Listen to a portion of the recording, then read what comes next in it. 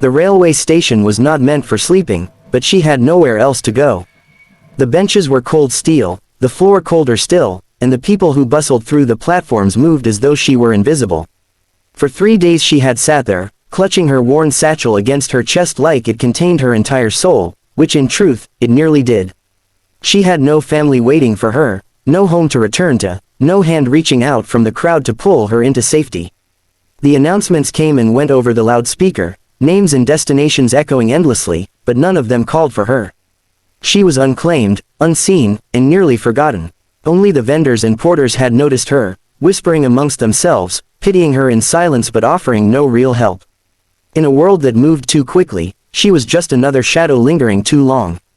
Her clothes, once neat when she left the place she thought she belonged, were now wrinkled and smudged with dust from the station floor.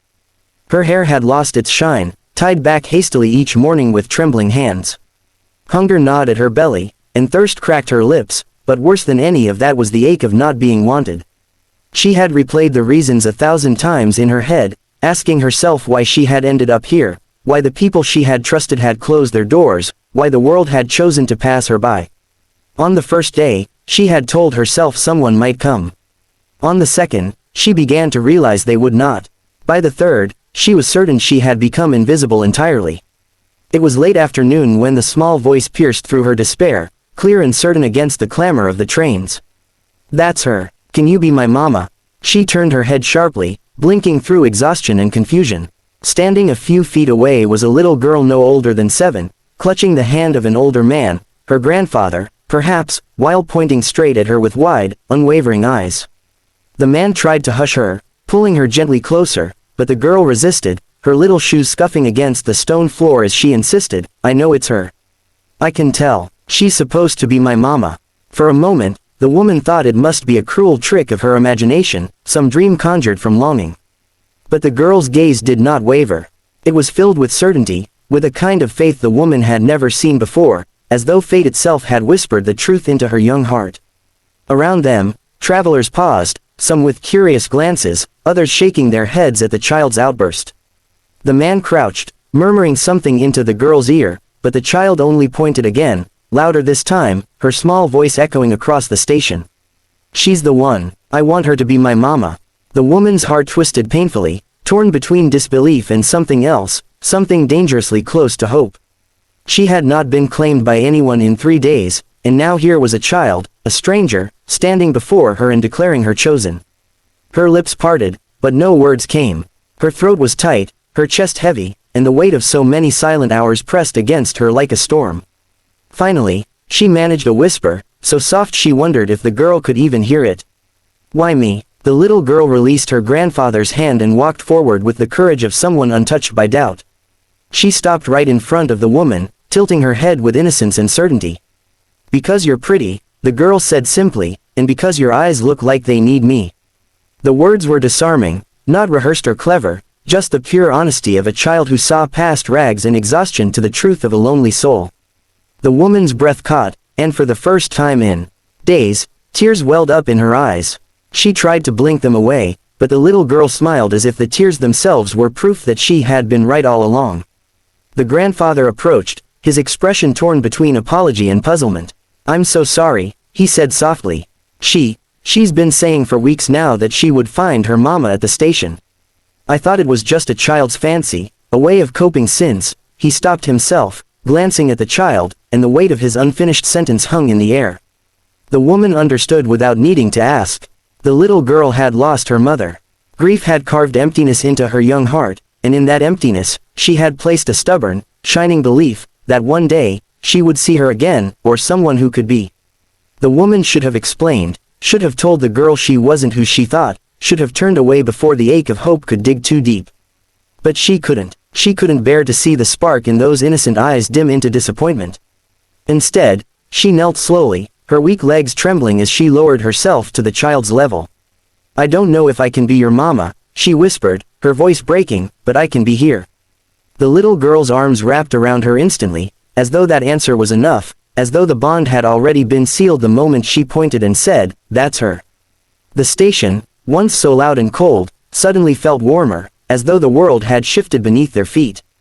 The grandfather stood back, watching in silence, his weathered face softening as the woman held the child close. Around them, passers-by slowed, some with small smiles, others shaking their heads, but none could deny the strange, undeniable magic of the moment. For 3 days she had been unclaimed, unwanted, unseen. And now, in the eyes of a little girl, she had been chosen, not by blood, not by duty, but by something purer, something deeper. And though she could not yet see the road ahead, though she did not know what storms or trials would come, the woman felt a faint flicker of something she thought she had lost forever. Belonging, hope, and the possibility, fragile and beautiful, that maybe, just maybe, this child had saved her life as much as she had saved the child's. The next morning, she woke not to the screeching of the trains, not to the shuffle of countless hurried shoes, but to the sound of gentle breathing. The little girl had curled herself against her as though she had always belonged there. Small fingers clutched around the sleeve of her worn coat like she was afraid to let go. The woman sat there for a long while, watching the fragile trust nestled against her chest, wondering how something so sudden could feel so natural. 3 days alone had felt like a lifetime, yet one night beside this child had healed something she had thought broken forever. It frightened her, this tenderness blooming inside her, because it meant she had something to lose again. And in her heart she feared the world would not let them stay together, not when she had no name, no home, no history that could be presented as proof of who she was. The grandfather returned with warm bread rolls and a flask of tea, setting them down quietly before sitting beside her on the bench. His eyes, lined with age and heavy with experience, studied her without accusation, but with the weight of unspoken questions. "You don't have to stay," he said softly, as though offering her an escape before ties grew too tight. "She's still grieving. She sees things, believes things. I don't want you burdened with what she's lost." The woman broke the bread in half, handing the larger piece to the girl when she stirred awake. The child's smile in that moment was brighter than the sunrise outside the station windows, and it cut through every defense she had. She looked back at the grandfather, shaking her head gently. "She isn't a burden," she whispered, her voice raw. "I think maybe she's the only reason I'm still here." The old man's gaze softened, and for a long moment, he said nothing. The child ate happily, leaning against the woman as though she had always known her. When she was finished, she began humming softly, a tune that carried both sweetness and sorrow. "My mama used to sing this," she said matter-of-factly. "But now you can learn it too."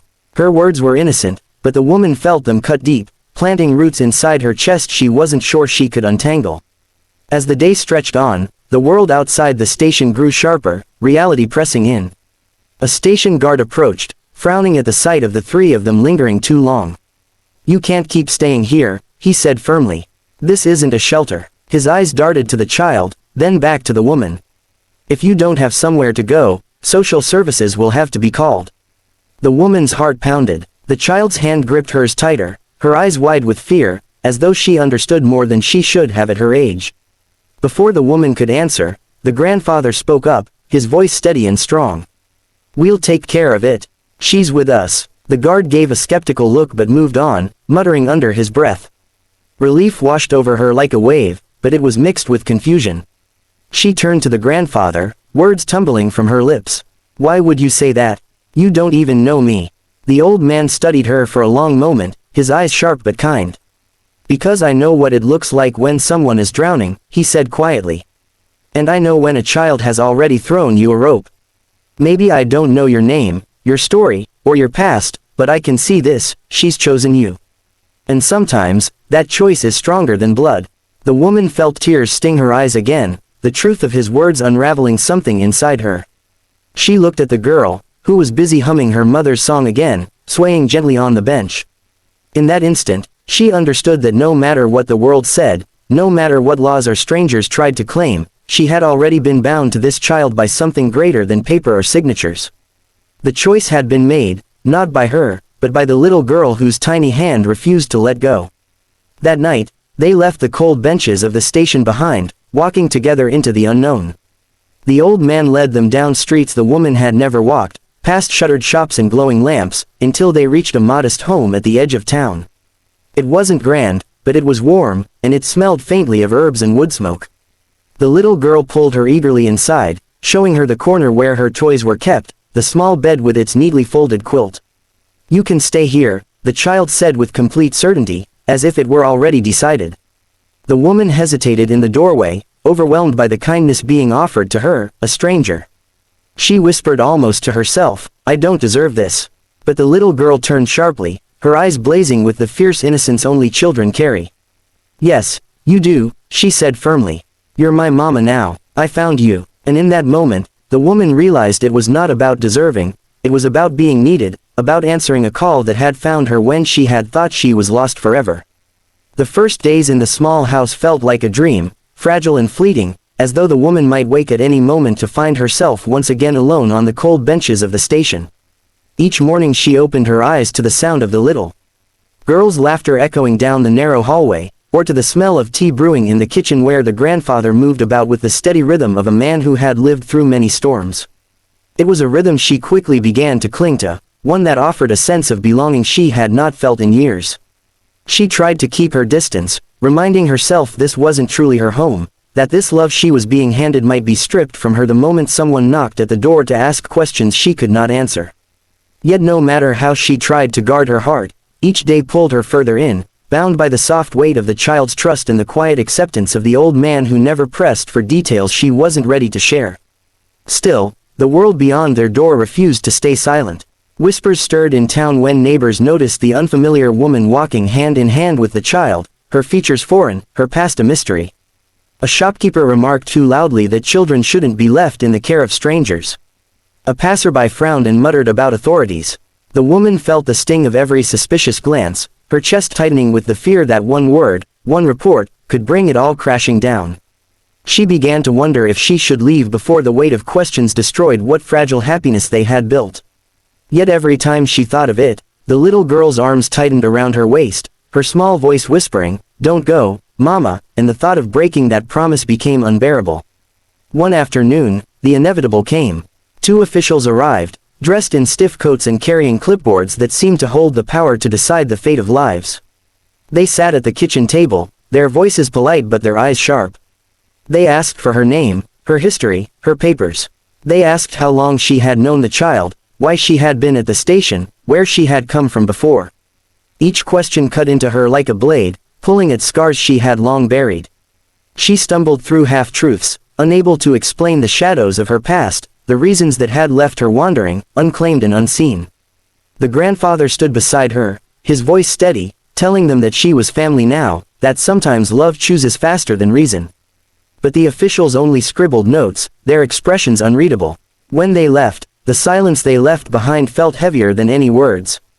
That night, as she sat at the edge of the little girl's bed, watching her drift to sleep beneath the quilt, the child stirred suddenly, opening her eyes. "They don't believe you," she said softly, surprising the woman with her sharpness. "But I do. I know you're mine." The woman felt her throat tighten, tears welling as she leaned down and kissed the child's forehead. "I'll fight for you," she whispered. "Even if I don't have the right words or the right papers, I'll fight." And she meant it with every fiber of her being. The days that followed were a test of endurance. The officials returned, this time with more pointed questions, with talk of foster homes and procedures. The woman felt her world tilt with every visit, the fear of losing the little girl pressing down on her chest like a weight she couldn't lift. Yet each time, the grandfather stood firm, reminding them that love cannot be measured by signatures, that family is sometimes forged in the fires of loss. And each time, the child herself spoke up, her voice small but unshakable, "She's my mama. I chose her. You can't take her away." It was the girl's words that began to shift the tide. The officials were not immune to innocence, nor to the sight of a child clinging desperately to the woman she had claimed as her mother. Slowly, their questions softened, their eyes less sharp. They began to see what was already true, that no law, no paper, could undo the bond that had been formed. One evening, when the officials finally left without promises but without threats either, the woman sat on the porch steps, her hands shaking. The grandfather placed a steady hand on her shoulder. "You've already proven yourself," he said quietly. "Sometimes the hardest battle is simply staying when the world tells you to go." Months later, as spring began to bloom across the fields and the station grew busy again with travelers rushing through, the woman returned there for the first time since she had left. She stood with the little girl beside her, watching the trains come and go, the benches filled with faces both weary and hopeful. She thought of the 3 days she had sat there unseen, unclaimed, waiting for someone to give her a place in the world. And she thought of the small voice that had broken through the silence, the words that had rewritten her life. That's her.